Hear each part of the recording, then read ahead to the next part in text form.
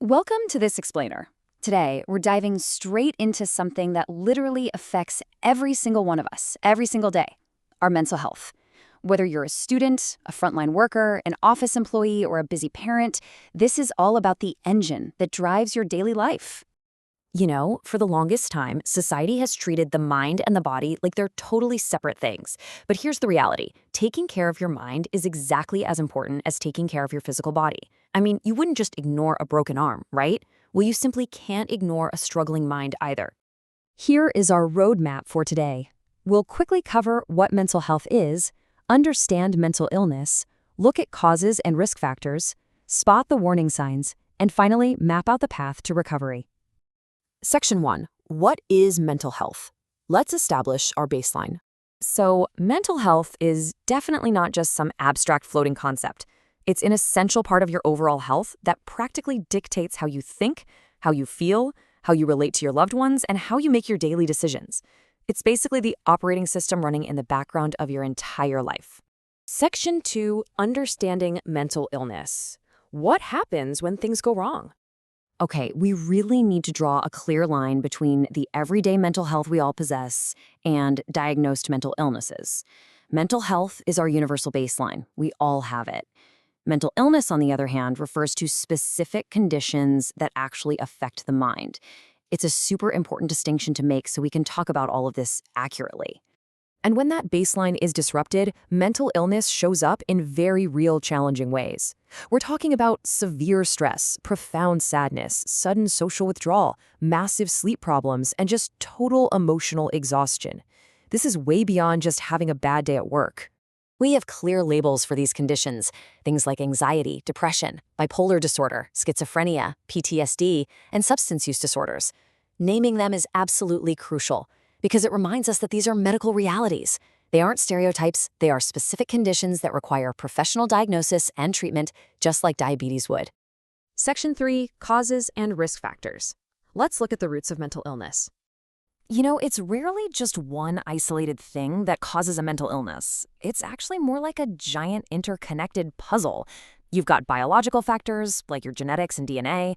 Then there are psychological factors, like past trauma, and of course, social elements, like social isolation or ongoing family conflict. It's how all these elements collide that creates vulnerability.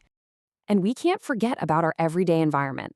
Things like intense workplace stress, huge academic pressure, heavy financial difficulties, or substance use act as massive environmental stressors.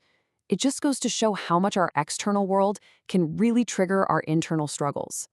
Section 4. Spotting the warning signs. Here's what to look for. Knowing the root causes is great, but spotting the emotional warning signs in real time, that can literally be life-saving.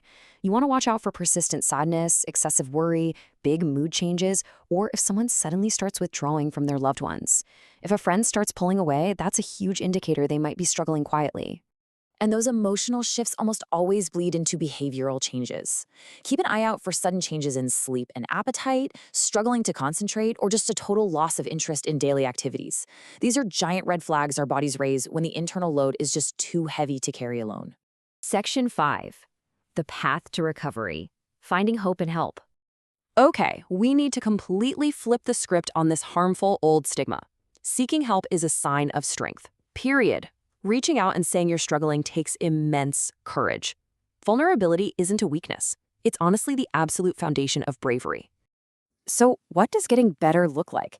It's really a holistic 3-step toolkit. Step 1 is professional help, sitting down with counselors, psychiatrists, psychologists, or psychiatric social workers.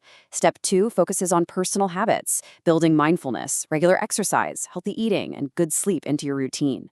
And step 3 is community. You need family encouragement, support groups, and active community participation to truly thrive. The biggest takeaway here: recovery is absolutely possible with timely help and support.